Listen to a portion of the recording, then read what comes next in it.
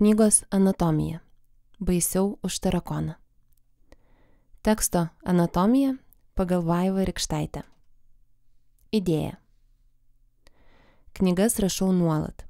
11 jų jau tapo realybė, bet dar daugiau knygų rašau mintise. Kai kurias vėliau pametu, kai kurias ilgai nešiojuosi savyje, kol pasiryžtu užrašyti. Dar kitos gimsta ekspromtu. Baisiau už tarakoną atsirado kaip pasaka, kad nukreipčiau vaikų dėmesį nuo peštynių. Važiavome iš pašto namo, mergaitės automobilio gale baisiai susipešė. Reikėjo staigaus sprendimo. Tai pradėjau kurti istoriją, kad namie gyveno tarakonas. Jis bėgo nuo katino ir įkrito į skalbimo miltelių dėžutę. Mergaitė sukluso, tada turėjau tęsti. Išlipęs tarakonas atrodė lyg apšnirkšnėjęs, todėl pasivadino Šerkšnu.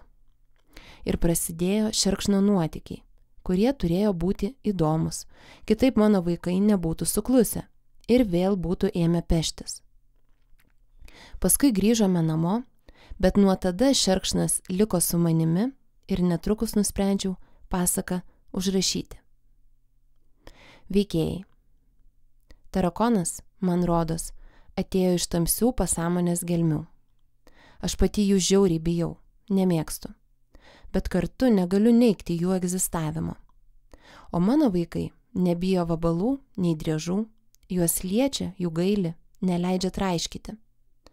Tad nors šis sprendimas nebuvo sąmoningas, manau toks veikėjo pasirinkimas yra bandymas sujungti vaikišką drąsą su suaugusiųjų silpnybėmis. Tarakonas dažnas daugiabučio gyventojas ir dargi toks padaras, kuris tai, kas vyksta namuose, gali matyti iš įvairių perspektyvų. Ir iš po kilimo, ir iš palubės, ir taip toliau. Veikėjai atsirado įvairiai. Pavyzdžiui, ateivė ir su juo vykusi dialogą sugalvojo mano tada dar 4-metė Indraja. Butas su keistais reiškiniais 6-metė Žemyna, dabar dukros vyresnės. Aš pati neįsivaizdavau pasakos be visiškai stereotipinės senutės su daug kačių. Nenorėjau pritempti moralų prie kiekvienos istorijos.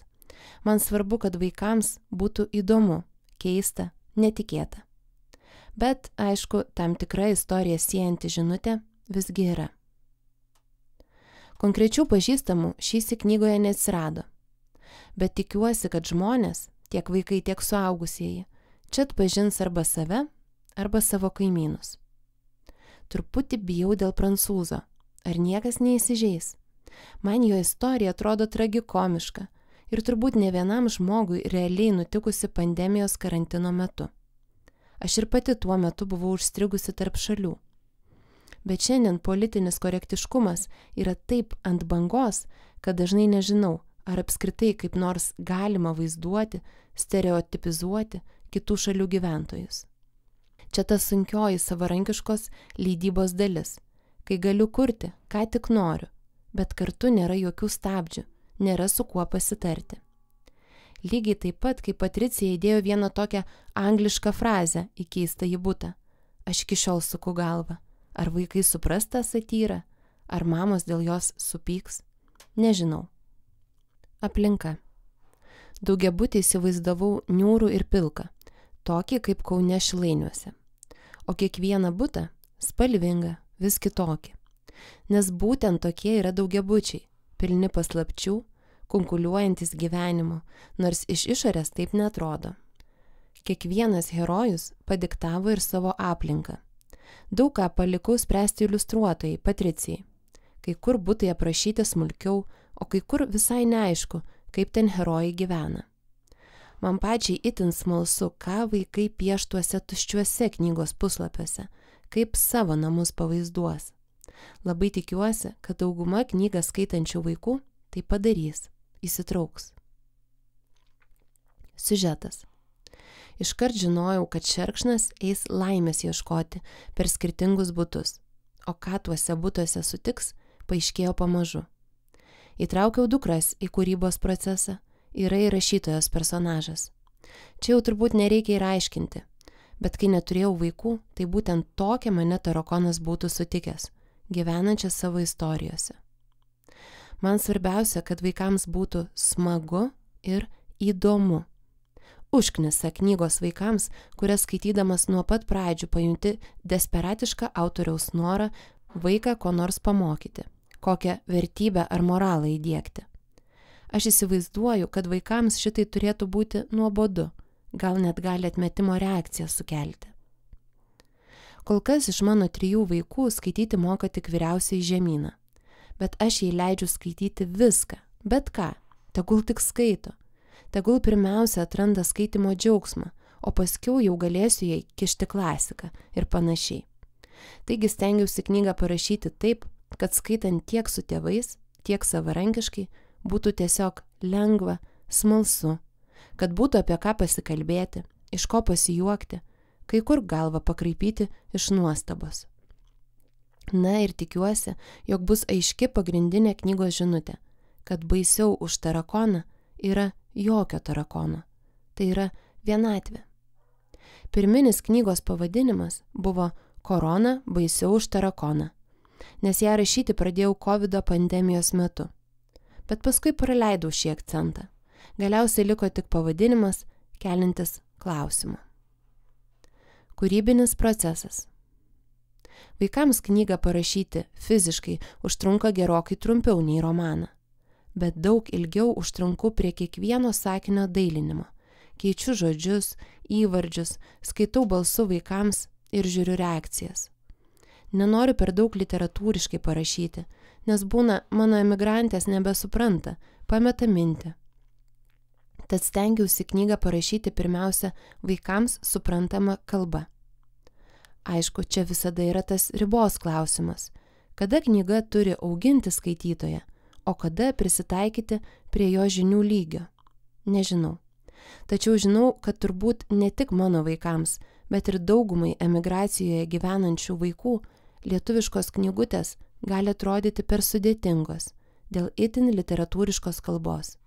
Tikiuosi, šita bus suprantama. Rašyti pradėjau dar per pandemiją. Paskui siunčiau draugių vaikams skaityti, laukiau jų atsiliepimų. Tada ieškojau, kas iliustruos, maketuos ir panašiai. Ši knyga man ypatinga, nes pirmą kartą ją leidžiu pati, savarankiškai. Daug sužinojau apie leidybos procesus, padariau klaidų, kurios virto pamokomis. Netrukus sužinosiu, ar iš leidybos galima uždirbti, ar tik patirti nuostolių. Iš viso knygos kūryba užtruko 4 metus. Rašyti galiu tik, kai mažėlis Radvilas miega. Tada dukroms leidžiu žiūrėti filmuką, arba kai auklė ir vyras paima visus vaikus. Žinau, kad nerašantys žmonės romantizuoja rašymo procesą, bet šiaip nieko tokio ypatingo tame nėra. Pasidarau kokio karšto gėrimo, dažniausiai mačios, prieš rašydama užkandu, kad alkis netrukdytų, ir sėdu porai valandų prie savo kompiuterio lovoje, prie valgomojo stalo, arba visada toje pačioje kajas kavinėje, kur visada užsisakau tų pačių patiekalų ir gėrimų. Pradingstu spoksodama į ekraną ir į realybę sugrįžtu išgirdusi savo vaikus, arba kai ateina laikas vykti pas juos namo. Visada rašau dieną arba ryte. Nemėgstu dirbti naktimis, nors skubius darbus tenka pabaigti ir vaikams sumigus. Dėl Havajų ir Lietuvos laiko skirtumo su Patricija skambindavomės mano laiku vėlai vakare. Ir knygos maketus tvirtinau jau po vidurnakčio savo laiku. Žodžiu, teoriškai norėčiau turėti sveiką dienos režimą, bet praktiškai būna taip, kaip būna ir darau, ką tuo metu galiu. Daug perrašinėjimo ar strigimų nebuvo. Tik tavo, Kotryna, jautrus ir geras patarimas, kai skaitai knygos rankraštį. Toje vietoje, kur šerkšnas užeina pas džino apsėstą tėtį. Sakei, kad reiktų suteikti jo dukrai kokią nors viltį, sprendimą. Visiškai su tuo sutikau, nors pati prieš tai nebuvau apie tai pagalvojusi. Ilgokai sukau galvą, koks gali būti sprendimas vaikui, kurio tėvas turi priklausomybę nuo alkoholio. Galiausiai nusprendžiau tą sprendimą suteikti kaip stebuklą, paslaptį, kad kiekvienas panašioje situacijoje esantis vaikas tikėtų, kad išeitis egzistuoja. bet turėtų erdvės susikurti savo išsigelbėjimo versiją. Iliustracijų anatomija pagal Patriciją Bliuj-Stodulską. Stilius. Darbą su tekstu pradedu nuo įsiskaitimo į istoriją, jos pajutimo. Baisiau už tarakoną parašyta tobulai.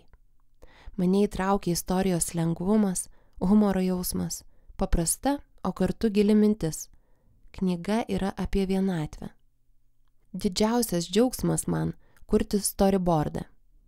Jaučiu neapsakomą malonumą, kai galiu paversti juodai baltą tekstą vaizdiniais langeliais. Kartu kuriu savo istorijos interpretaciją. Labai mėgstu pasakoti vaizdais. Kiekvienas butas atskira gyvenimo istorija. Be galo įkvepiantis faktas, kad galima sukurti kelis atskirus pasaulius. Tarsi vienoje istorijoje tilptų 10 mažų istorijų. Stilistika gimsta intuityviai. Man svarbiausia yra idėjos perteikimas vaizdu. Visa kita tik prieskoniai. Kalbant apie techniką, turiu savo darbo įrankius, su kuriais jaučiuosi patikimai ir saugiai. Veikėjai, aplinka. Dažniausiai piešiu iš nuotraukų. Kūrimo proceso metu peržiūrėjau 100 tarakonų nuotraukų. Kai kuriuos herojus sugalvojau, bet mergaitės akių modeliu buvau aš. Tiesiog paprasčiausia pasidaryti nuotrauką su konkrečia veido išraiška, rankų sudėjimu. Knygoje dar yra mano dukros Rūtos piešinių. Mėgstu cituoti ištraukas iš meno istorijos. Manau, tai lavina skaitytoją ir sukuria tiltą tarp mūsų ir Europos kultūrinio meninio paveldo. Gal jums pavyks mano piešiniuose atrasti Marato mirtį ar paskutinę vakarienę? Ilgai ieškojau, kaipgi galėtų atrodyti ateivis. Turbūt pirma mintis būtų žalias, su antenomis ir viena akimi, ar ne? Bet taip visai neįdomu. Todėl turėjau kelis bandymus, kol sukūriau idealų ateivį. Taip pat buvo su linksmos šeimynos kambariu. Jis įkvėptas žymaus paveikslo. Visgi kompozicija pasirodė per daug vertikali, tad kelis kartus perpiešiau. Jei įsižiūrėsite, kiekvienas iš šeimos narių yra užsidaręs savo pasaulyje. Tarp jų nėra akių kontakto. Namie tarp 4 vaikų auginu katiną. Jis laksto po mano darbo stalą ir kartais išpila kavą, geria vandenį akvareliai. Dažnai mane erzina, todėl nupiešiau ir jį. Kūrybinis procesas. Žinutę iš Vaivos su pasiūlymu iliustruoti knygą gavau balandžio mėnesį. Vieną rytą važiuodama autobusu su vaikais į mokyklą. Žinojau apie Vaivą iš Instagramo ir negalėjau patikėti, kad ji rašo man. Ši žinutė made my day. Piešti knygą pradėjau balandį. Dirbau gan sistemiškai, su mėnesio pertrauka atostogų metu. Tada Vaiva buvo Lietuvoje, o aš Švedijoje.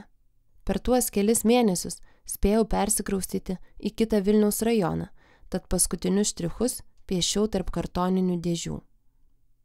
Dirbti su Vaiva buvo lengva ir smagu. Visa savimi jutau knygos idėją, o Vaivai patiko mano vizualinis konceptas ir interpretacija. Buvo gal 2-3 perpiešimai, tai tikrai nedaug. Mano darbo rutina dabar, ačiū Dievui, yra gan nuobodi. Vaikai eina į lopšelius ir mokyklas, turiu 4 vaikus. O aš sėdu prie savo darbo stalo ir piešiu. Baigiu darbą po pietų ir tada vėl tampu mama. Jau nebedirbu naktimis. Vadinu save kūrėja, bet į iliustravimą žiūriu kaip į bet kokį kitą darbą. Nelaukiu įkvėpimo. Įkvėpimas ateina, kai pradedu piešti. Kai dirbu, visiškai pasineriu į kūrybos procesą, tad geriau tada manęs netrukdyti. Ačiū. Kalbino ir skaitė Kotryna Zylė. Projekto namai Vaikų žemė. Projektą iš dalies finansuoja Lietuvos kultūros taryba. Garso įrašas darytas Vilniaus Adomo Mickevičiaus bibliotekos kūrybos laboratorijoje. Šios knygos kūrėjų biografijas ir daugiau knygų anatomijų rasite adresu knygukūrėjai.lt.